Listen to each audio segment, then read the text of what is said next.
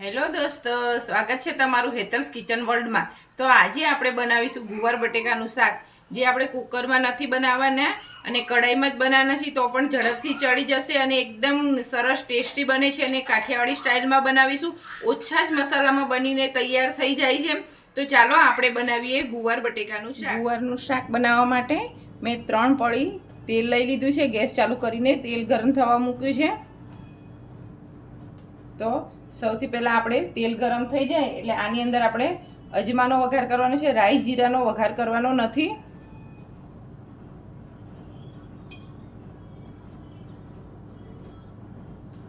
એક ચમચી હું અજમો એડ કરી દઈશ। ચમચાથી હલાવી દઈશું।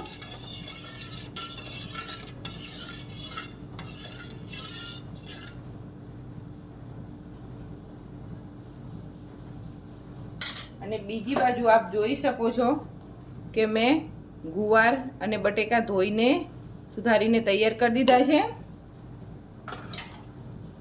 ગુવાર સિંગને મેં આ રીતે લાંબી લાંબી જ રાખી છે। જો તમને આ રીતે લાંબી ન ફાવતી હોય તો તમે આ રીતે તોડીને પણ લઈ શકો છો।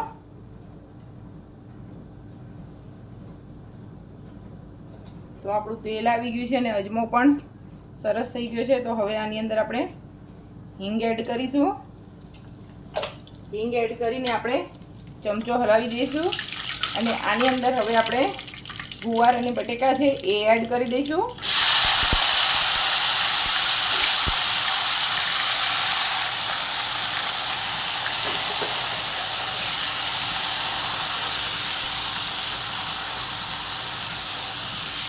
ગુવાર બટેકા એડ કરી એને સરખી રીતે હલાવી દેવાનું અને આપણે જે તેલમાં વઘાર કર્યો છે એ તેલમાં જ આ પાણી નાખ્યા વગર આપણે એને 2 મિનિટ માટે સાંતળવાનું છે ગુવારને, પછી જ બધા મસાલા એડ કરીશું। તો હું આને સરખી રીતે મિક્સ કરી દઈશ।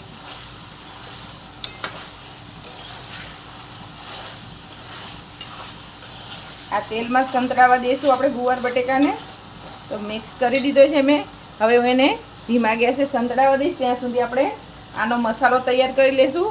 એના મસાલા માટે મેં લસણ લીધું છે, 2 ચમચી લાલ મરચું પાવડર લઈને ખાંડીને તૈયાર કરી દીધું છે। હવે આપણે આની અંદર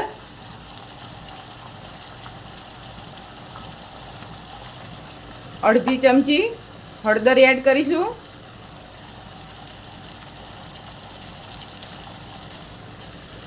1 ચમચી ધાણા જીરું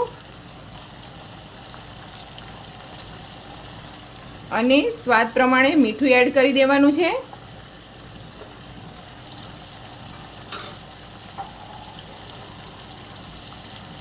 આ બધું એડ કર્યા પછી આપણે આની અંદર પાણી નાખી મસાલો સરસ તૈયાર કરી દેવાનો છે।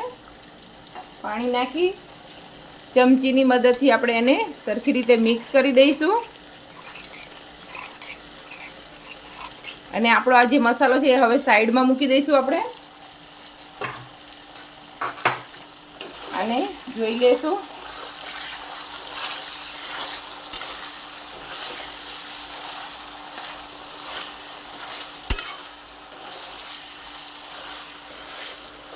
તો આપ જુઓ છો કે આપણો ગુવાર બટેકા સંતળાઈ રહ્યા છે। તો હજુ આને 1 મિનિટ સંતળાવા દઈશ આ રીતે જ। તો 1 મિનિટ પછી આપણે જોઈશું કે આપણો ગુવાર સરસ સંતળાઈ ગયો છે, તેલમાં થોડો થોડો ચડી ગયો છે। હવે આપણે આની અંદર જે આપણો મસાલો તૈયાર કરીને રાખ્યો છે એ એડ કરી દઈશું અને આ રીતે જો તમે ગુવારનું શાક બનાવશો તો એકદમ ઓછા મસાલામાં ઝડપી બની જાય છે અને ટેસ્ટી પણ બહુ સરસ લાગે છે અને સરળ રીતે ઝડપથી બનીને તૈયાર થઈ જાય છે। તો હવે આને આપણે મસાલો સરસ રીતે મિક્સ કરી દેવાનો છે અને આને જ્યાં સુધી ઉપર તેલ છૂટું ન પડે ત્યાં સુધી થવા દેવાનું છે। મિક્સ કરી દઈશું।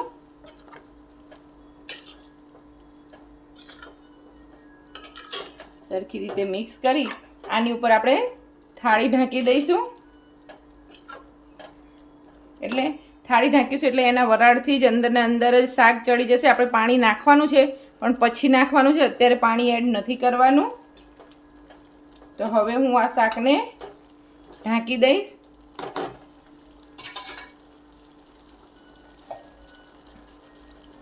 આ શાકને ઢાંકીને 1 મિનિટ માટે આપણે આને થવા દઈશું. અને આ થાળી ઢાંકી એટલે એની ઉપર આપણે છે ને પાણી નાખી દેવાનું, જેથી કરી આપણું પાણી ગરમ થઈ જાય. એ ગરમ પાણી જ આપણે શાકમાં એડ કરવાનું છે. એટલે હું થાળી ઉપર પાણી મૂકી દઈશ અને પછી થવા દઈશું એટલે આપણું પાણી ગરમ થઈ જશે અને એની વરાળથી અંદર પણ ચડશે શાક. તો 1 મિનિટ પછી આપણે ચેક કરી લઈશું. આપ જોઈ શકો છો કે આપણે થાળી ઉપર મૂકેલું પાણી પણ ગરમ થઈ ગયું છે. સાણસીની મદદથી પકડી તો જો આપણું તેલ ઉપર છૂટું પડી ગયું છે અને મસાલો સંતળાઈ ગયો છે. સરખી રીતે એને મિક્સ કરી દઈશું. આ રીતે જો તમે શાક બનાવશો તો આપણું ગુવારનું શાક એકદમ ચડી પણ નથી જતું. જો કુકરમાં બનાવીએ છીએ તો એકદમ ચડી જાય છે અને આ ચડી નથી જતું અને સીંગ આખીને આખી જ રહે છે. તો હવે આપણે આ જે ગરમ પાણી છે એ પાણી જ આની અંદર એડ કરી દઈશું અને મિક્સ કરી આને ધીમા તાપે થવા દઈશું. હજુ હું આની ઉપર ફરીથી પાણી મૂકી દઈશ જેથી કરીને અંદર એની વરાળ જાય.